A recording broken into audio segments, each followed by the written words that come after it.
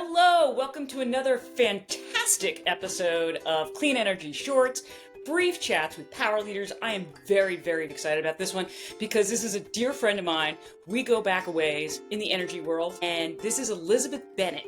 Elizabeth Bennett does community relations for Angie. She knows energy, she knows how to build community relations, and she has been speaking on the conference circuit and attending conferences. So today we're going to get the big download from Elizabeth. Good morning, Elizabeth.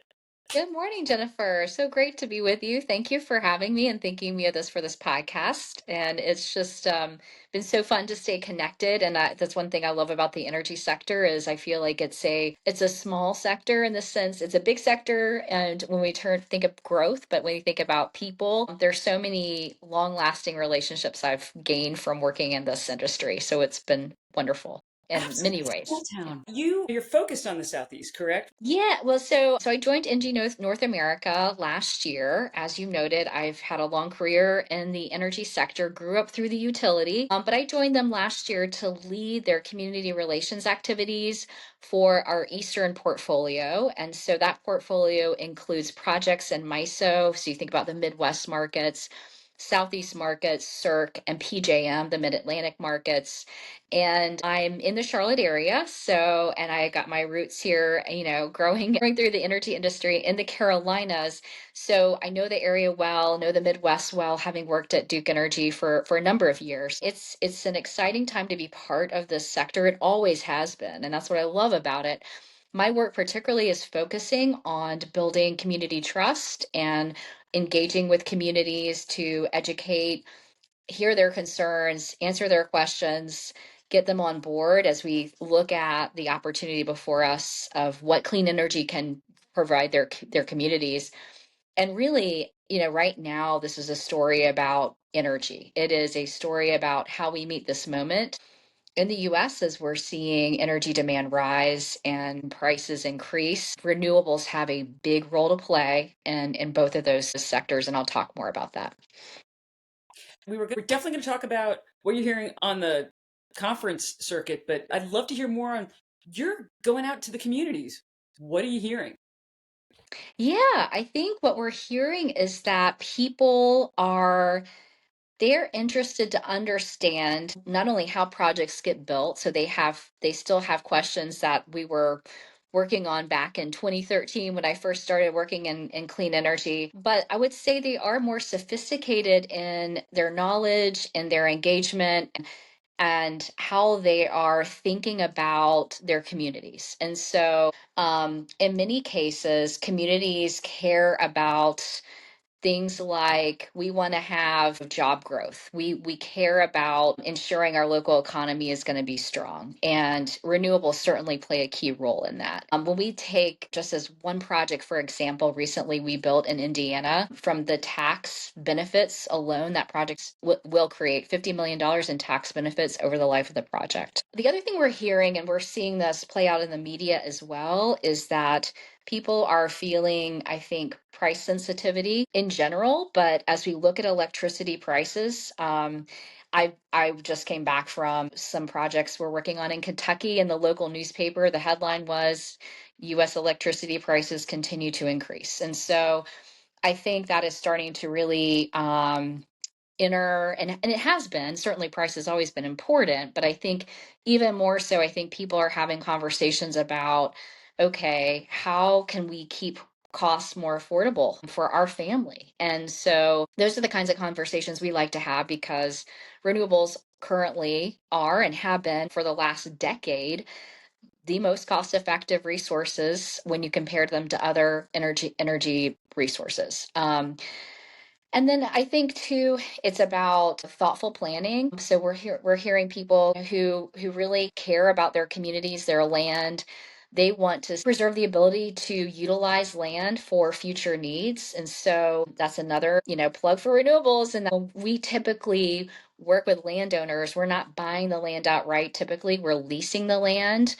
And so those landowners are not only able to secure, investment for their family for the next 30 plus years and pass that on to their children, grandchildren, but then they're able to feel confident that we will be able to return the land back to, what it was originally. And so I think there's a lot of value there. And the last thing I would just highlight is that infrastructure is a big part of the conversations we hear. Roads, water, natural resources are top of mind for many communities. And again, clean energy doesn't rely on a lot of resources of the community in ways maybe other resources might. And so we're not big users of water. We're quiet, we don't have require fuel. And so again, I think these are the kinds of conversations when we're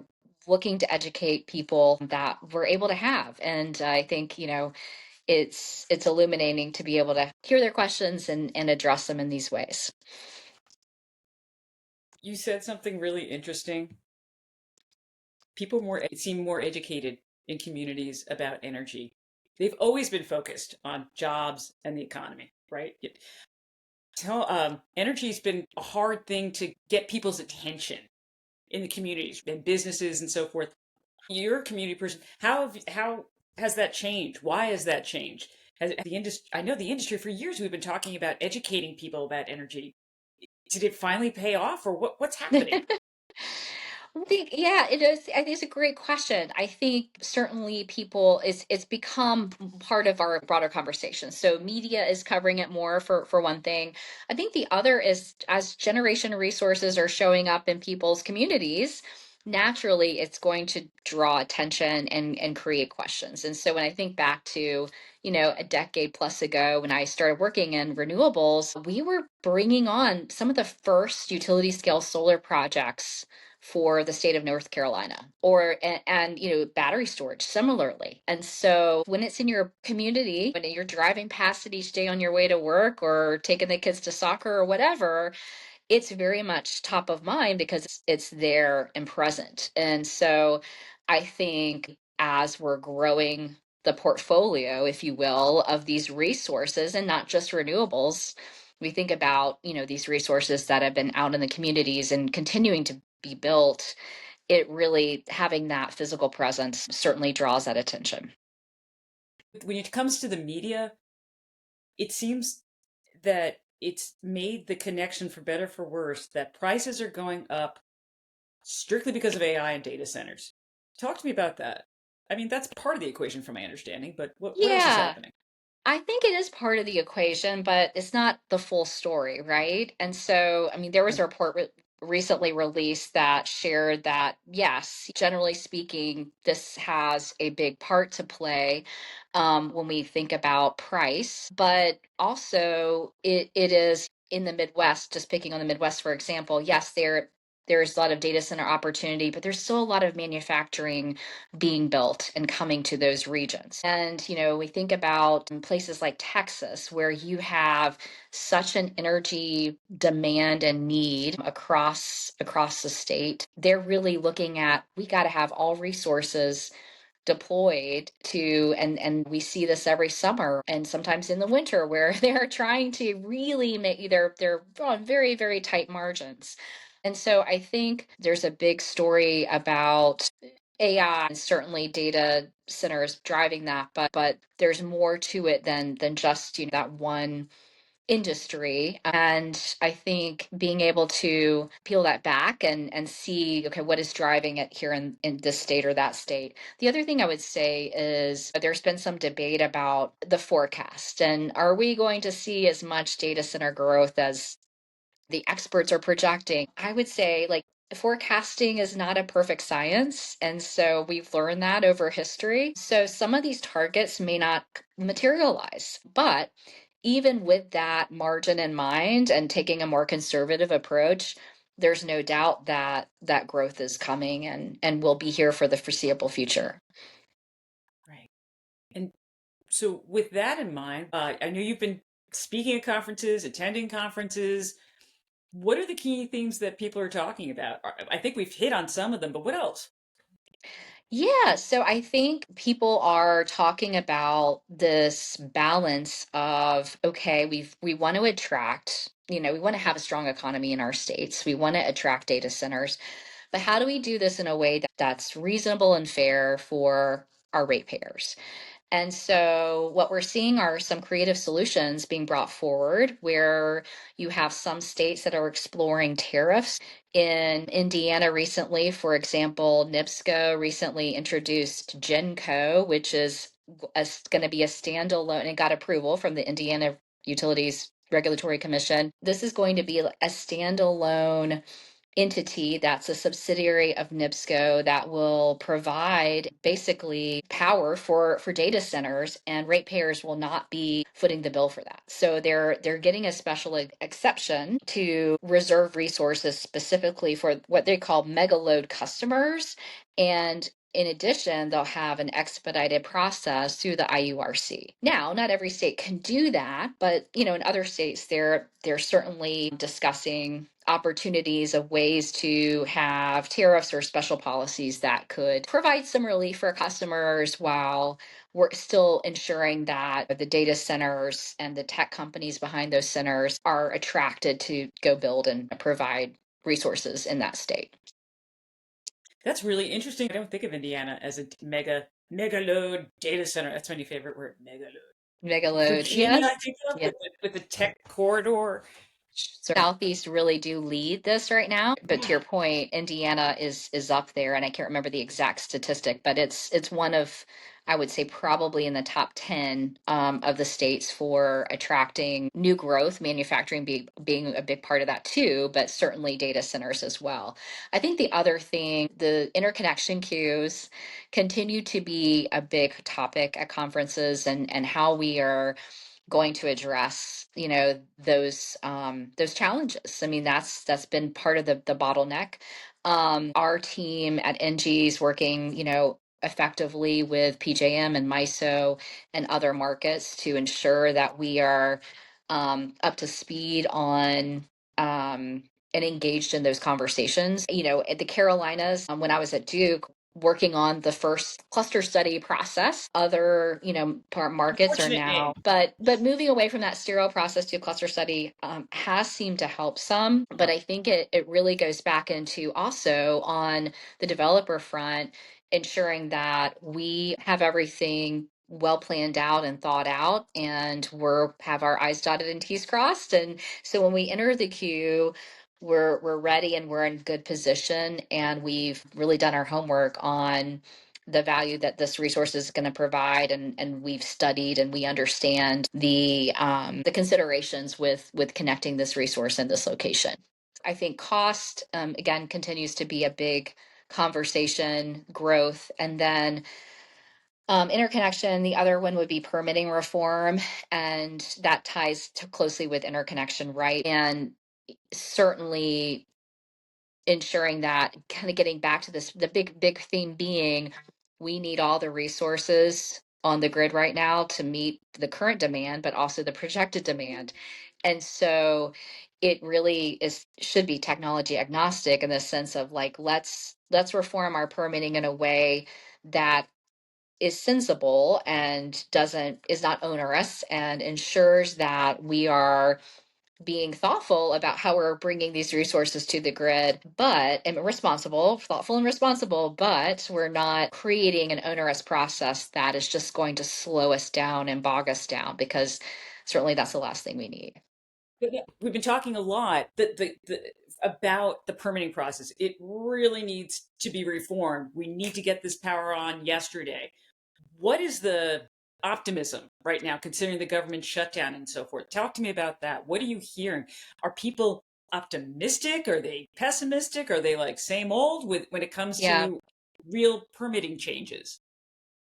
I think there is a sense of optimism. I think the other piece of this is our corporate buyers. We look at, just in the last 10 years, corporate buyers accounted for, I think, something like 100 gigawatts of energy demand that they themselves have been seeking. And so having them part of the conversation is incredibly important and helpful to this piece of the puzzle.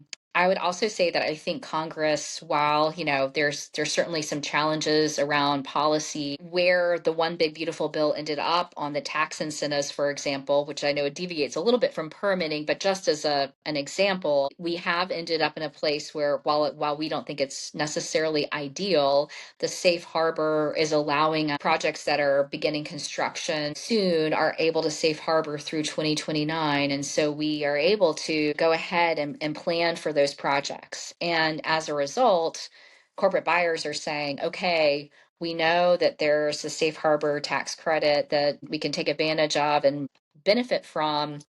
So we therefore need to move things quickly, which has an interconnection, no pun intended, with permitting reform and making sure there's a efficient approach to how we're bringing these projects online again to meet the growing energy demand in a rising cost environment. I think together those pieces really help create the momentum for having permitting reform progress.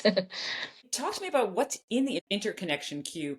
Um, and I think this is something that you're focusing a lot on your job. Don't we have a lot of solar and energy storage system projects in that queue?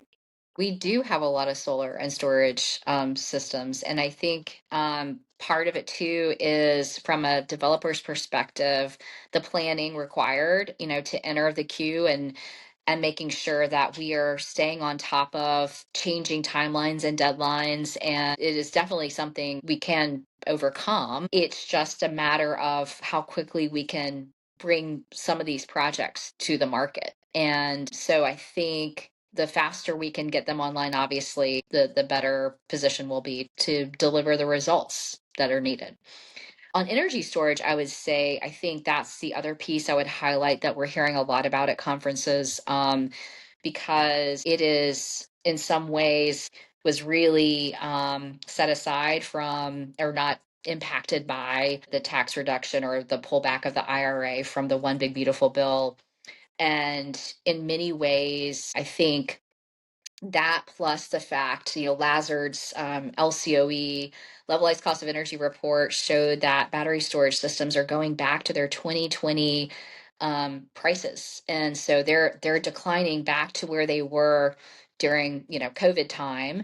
Some of that is driven by the EV market maybe not taking off as quickly as we expected. So you have a surplus of cells on hand.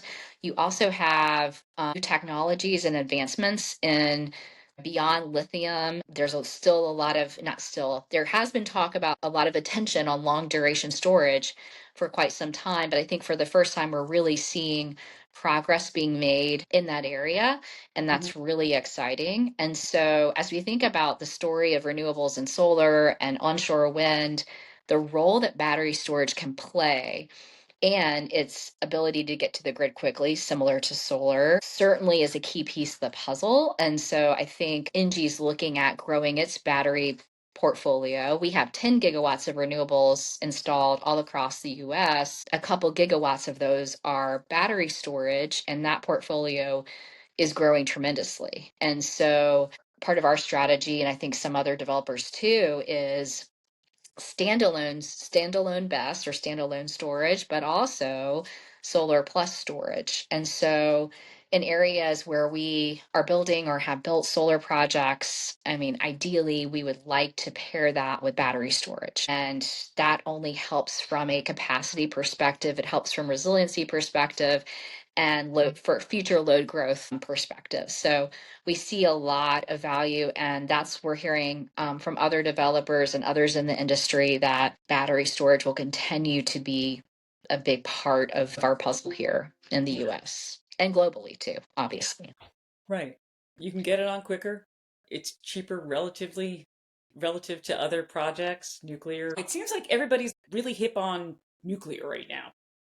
And people are like, oh, well, this solar battery storage stuff is just the bridge. Nuclear, I think, has gotten a lot of attention because the SMR, the advanced nuclear technology, it's there. TVA is one of the utilities here in the US that is testing that out to see if they've got a project that they're working to bring to market. And I think a lot of eyes are on that project. And depending on how that, and not to say it's all hinging on TBA's project, but I think that's just one example of where if we can see SMRs being commercialized and in a way, and the costs can come down, that baseload generation is certainly going to be very valuable. I think the other part of the story is coal obviously has been retiring now. There's been other talk at conferences and where other places, and we are seeing this where some coal plants are having to stay online longer and delay retirements. And that goes back to this theme around we need more energy than we expected, and it's exponentially growing in terms of energy demand, and costs are going up. And so when you weigh those things to keep a coal plant online, while may not be ideal, it can be your bridge in the interim. So I think a lot of those factors are at play, from gas costs rising, recognizing there's a timeline to build, and then extending some life of the coal plants. And there's a lot of fans of nuclear, and certainly here in the Carolinas, 50%, 50% of our energy is met by nuclear resources. And so there's a lot of value that I think nuclear can provide. NG is a global provider of many different energy resources, including nuclear. And so again, I think it goes back to we need it all. And I think as the market changes, we see shifts of how different energy resources might be viewed. And so with gas, I think for a while it was kind of that bridge because prices were low when a lot of that chatter was happening, and now we're seeing it increase, and other developments like nuclear coming, to bear. Right. And with the federal policy environment, it's playing favorites right now. Though, to your point, we need every electron. Now we're kind of behind with meeting energy demand. It's been flat for so long.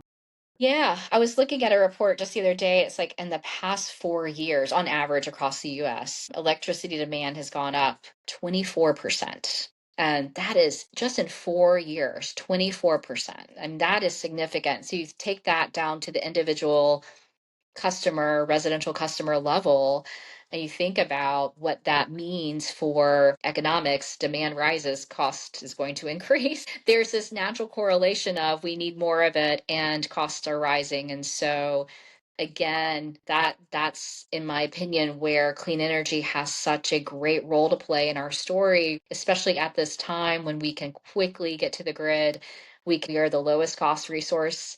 And I think, that will be the case for some time until we see advanced nuclear advance and costs coming down with advanced nuclear. I'd like to end things here on a positive note. Yeah. What are you excited about? What are you optimistic about in this? Yeah, I think it's such a great question. I think a couple of things come to my mind. So I'll start back with I like to look at history to find a source of optimism because I think it's a truth teller, right? It shows us what is possible. So I'll put myself back here in 2013 when I was first working in renewables. Just as one example, renewables at that time were labeled disruptors, and it was like, oh, we've got too many renewables in our system. We got to do something about this. How do we stop it? How do we slow the pace? And I'm being facetious a little bit, but it really was seen as like, well, these are just kind of a flash in the pan.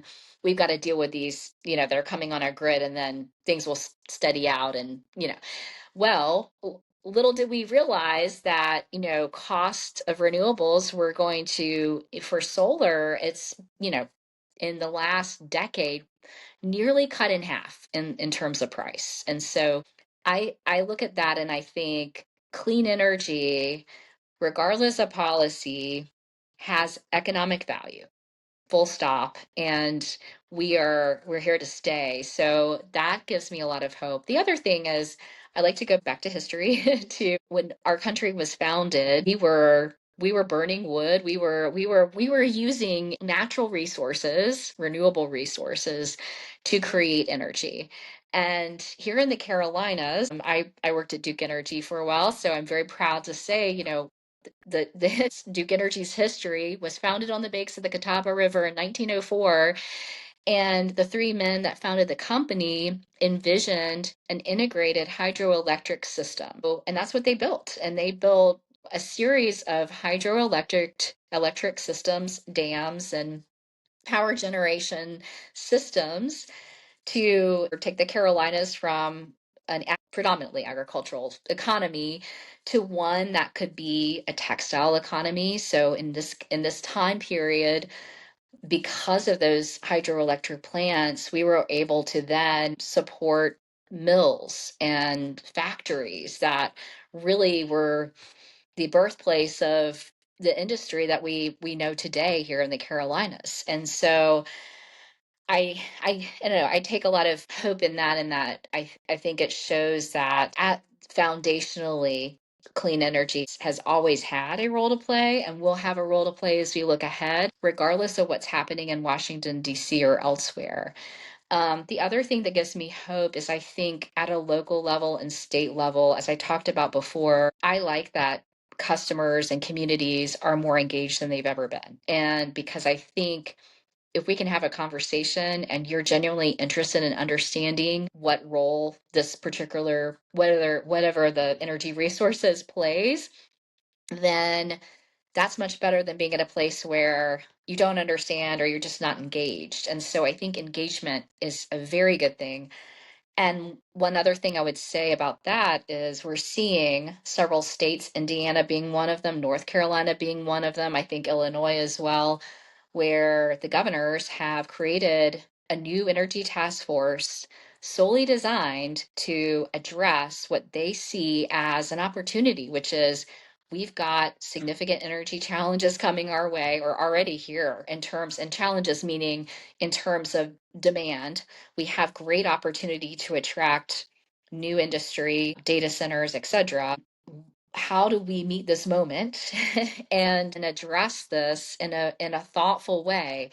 And so I think that localized state approach to how they're going to really ensure that their states can compete economically while also meeting the needs of customers is super important. And it tells me that there's going to be a lot of thought put into it. And that gives me a lot of hope. Okay, Elizabeth, we're going to have you come back again because you're just chock full of optimism, and we need that. We Thank need to bottle that optimistic energy. Elizabeth, thank you again. I you, hope you Stacy. come back on again. And that wraps it up for another Clean Energy Shorts. Thanks. Thank you, Jennifer. Have a Thank great you. one. Bye bye.